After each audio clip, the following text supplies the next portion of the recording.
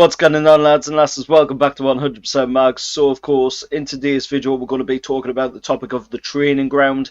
Of course we have heard Amanda Staveley talk about the state of the current training ground at Darsley Park, and of course she has said that Newcastle United will be improving that moving forward. Now there has been some slight improvements inside the training ground, of course, with machines and such forth being put in.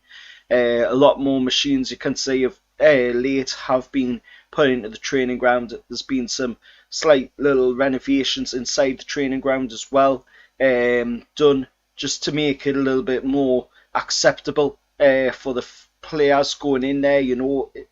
Every day they don't want to see a drab, boring training ground. At the end of the day, if you're going to spend most of your time in there honing your craft, then you do need to have a good environment to be doing that in. Of course, the training ground is well below par compared to other training grounds in the league, like Manchester City. Of course, they have an absolutely fantastic training facility, absolute state-of-the-art training equipment in there as well. And, even the likes of Leicester City, Brighton as well, also have fantastic training grounds that they have just developed.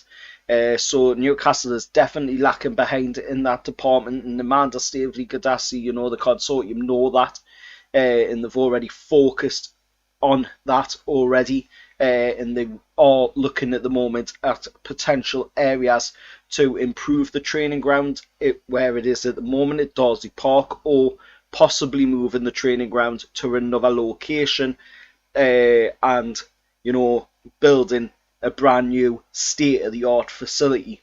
With that in mind, I have looked on Google Maps at a couple of areas around Newcastle.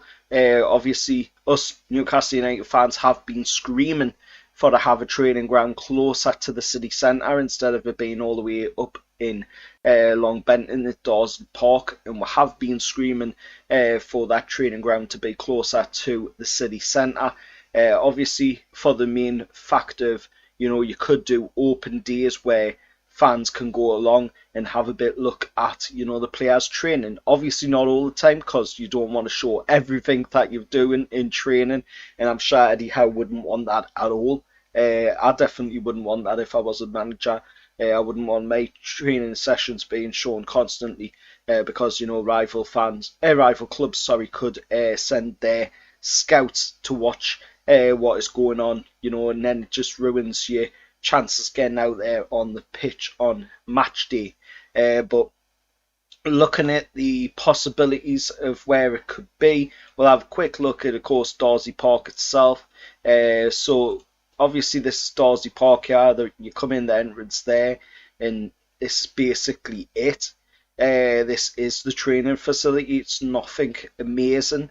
It's pretty outdated. Obviously this building here is your indoor training facility, indoor pitches, what have you, for when the weather isn't quite acceptable to play out on these pitches.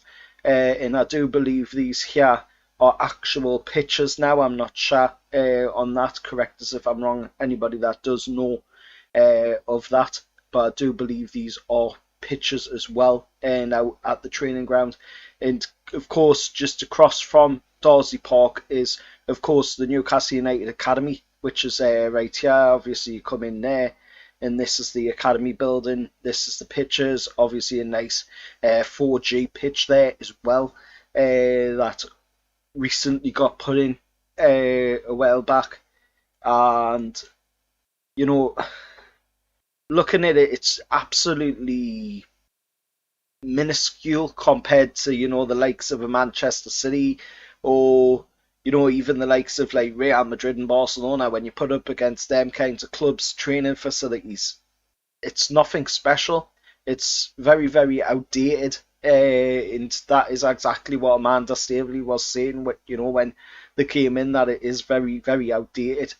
So moving on to a possible location where I believe Newcastle United could move to, and that possible location, of course, is at this location here, which is the Newcastle United Golf Club.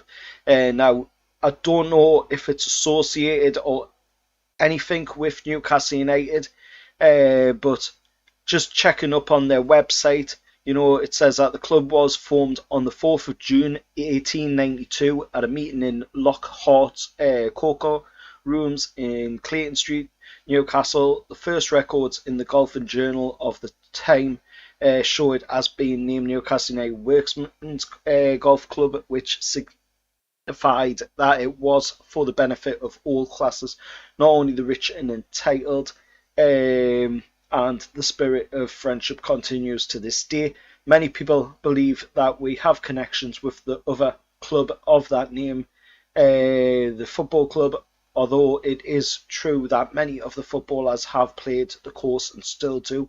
So I don't know if they are linked with Newcastle United. I don't think they are, but if we could acquire that land for a training facility, it would be absolutely prime space, really good prime retail space. It's 6,600 yards worth of land. You can see, it definitely outweighs Darsley Park by quite a bit. I mean, look at the size of Darsley Park compared to that. You could have a massive training facility over here, absolute state of the art. You could have a reserve stadium in there as well. And it even connects up to the A167 as well, coming off of that in Ponteland Road as well.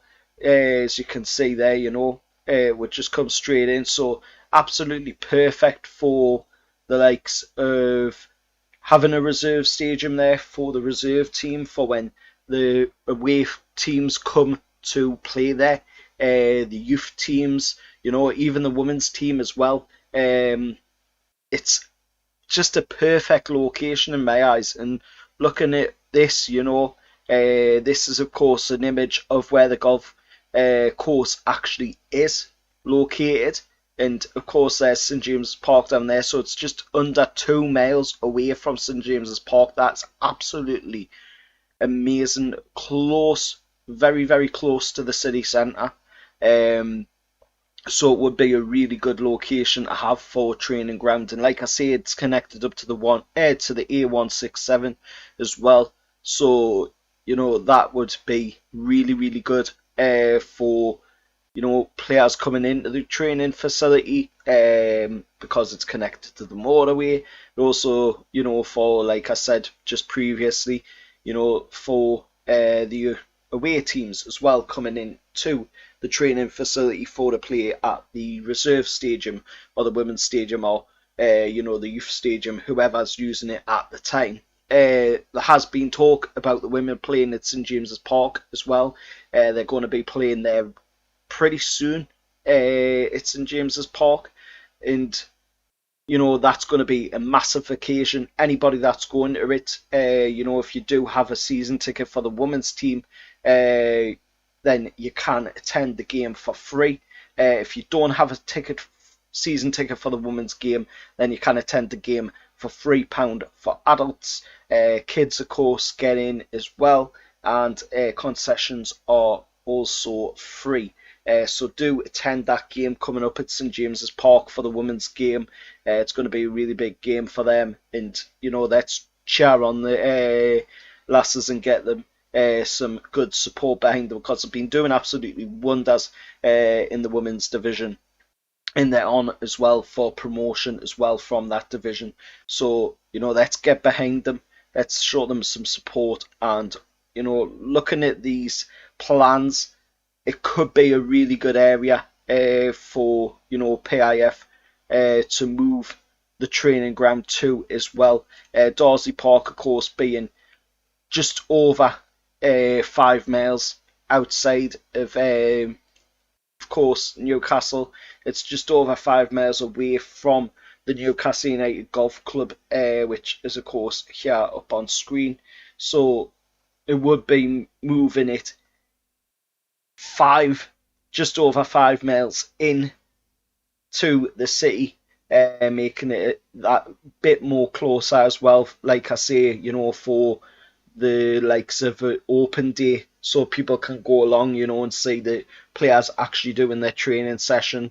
You could also, even open up the likes of meet and greets as well from time to time for the fans, that haven't had the chance to go and be able to get the autographs up at Darsley Park with it being such a distance away. Most people can't go to that training ground, obviously because of transport issues or, the lack of the ability to get to the training ground because of access to that actual area. So having it at the Newcastle United Golf Club location, as you could see up on screen, would be a really good prime location to put it. But that's just my thoughts. Let us know what your thoughts are down in the comments below. If you did like this video, please hit a like on it. It would be really appreciated if we could get 15 likes on this video. That would be absolutely amazing. Also, if you can, please do subscribe to the channel. Scan the QR code to subscribe. It'll take you straight there, and it's completely free at the end of the day.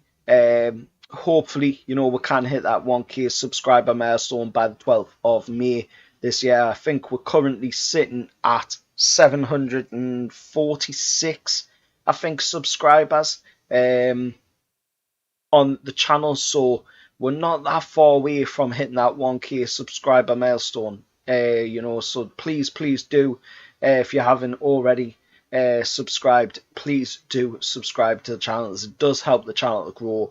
And like I say, it's completely free at the end of the day, and I don't take any of it for granted. I don't take anybody's support to the channel for granted at all. I really do appreciate everybody that likes the videos, comments on the videos, and also subscribes to the channel as well, and even feels free to share the video around as well, because that does help the channel also. So I do appreciate it all, and hopefully you did like this video today. It's something a bit different. Of course, the football's still not back yet. We're not back until the 3rd of April, so it is a while away yet, but hopefully you liked the video. Till next time, I'll see you all later, and however lads.